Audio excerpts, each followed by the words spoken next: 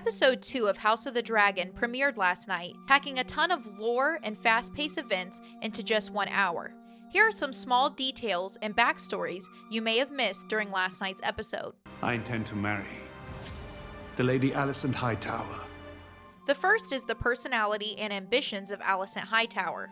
Now that it has been revealed that Alicent will be marrying King Viserys in the upcoming spring, many viewers are left wondering whether this is something that Otto Hightower forced onto his daughter, or if she has her own aspirations for power and has been using Rhaenyra to get to the king. Of course, it is unlikely that Alicent plotted to marry the king their entire friendship, as Rhaenyra's mother was still alive when they became friends, but it is not shocking to think that maybe her intentions changed following Aemma's death. Our hearts remain as one. Oh, our hearts were never one. When Alicent is described in the Game of Thrones history book, The World of Ice and Fire, she is considered a power-hungry woman that would do anything to keep her children on the throne. She is often compared to Cersei Lannister in this regard, though I'm not sure anyone could be more wicked than Cersei. The real question is Alicent really power-hungry and corrupt? Or is she just described that way due to how the Westeros patriarchy views women in power? It seems that the House of Dragon series may show us another side of the story, where she is forced to marry the king by her overbearing father and lives in a constant state of anxiety, as shown by her obsession with chewing on her fingernails. We are super interested in how this entire storyline will unfold and how it ties into the texts that describe the Dance of the Dragons. He's the firstborn son of the king. The second storyline we want to take a closer look at is the history of the family Velaryon. Corlys Velaryon was first introduced to us last episode during the small council meeting when he presented details of the current state of the Free Cities. A lot of fans were surprised to see a silver-haired character and learn that he is not a Targaryen. In yesterday's episode, it was also revealed that he does not have the ability to ride dragons as the Targaryens can, which has kept his family beneath theirs for centuries, even though they both have bloodlines that stretch back thousands of years into Old Valyria. This makes Corlys feel envy and resentment towards King Viserys, as he feels that he would be a stronger leader than the Targaryen, but has always been kept in second place. He describes himself as a second son of the realm, like a younger brother who cannot rule due to the position of the firstborn son.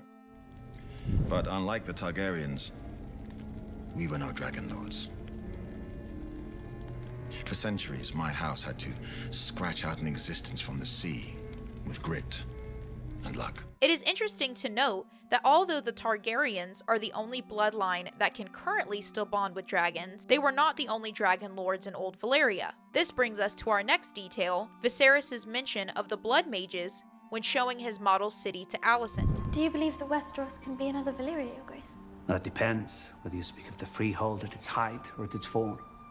Viserys states that the dragon lords live close to volcanoes to be close to their source of power, fire, and the blood mages did their work within the Anogrian. This is interesting due to it being the first on-screen confirmation that the old Valyrians did utilize fire and blood magic to form the bond between themselves and the dragons. The last detail we want to take a look at is the plot of Otto Hightower.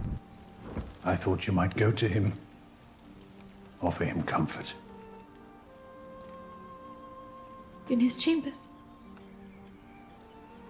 Otto Hightower has been compared to Lord Baelish by some fans due to his plot to set his daughter up with the newly widowed king. Although there are definitely some similarities between the two snaky characters, the biggest difference is that Otto Hightower is much more powerful than Lord Baelish, and his family should be regarded more like the Tyrells in the Game of Thrones, as they are wealthy in resources and have been great allies of the crown. Since Otto is the hand of the king and spends a lot of time with him personally, he easily recognizes what the rest of the realm is starting to realize. King Viserys is an emotionally driven king. He has been described as being weak and chooses to avoid conflict at all times, making him a perfect peacetime king. Otto knew that King Viserys was much too emotional to choose a bride based on political advantage, and would choose a bride that he felt a true connection to. By using reverse psychology and putting Alicent right in front of the king, while not pressing him to marry her, he ensured that the king would choose her as his bride.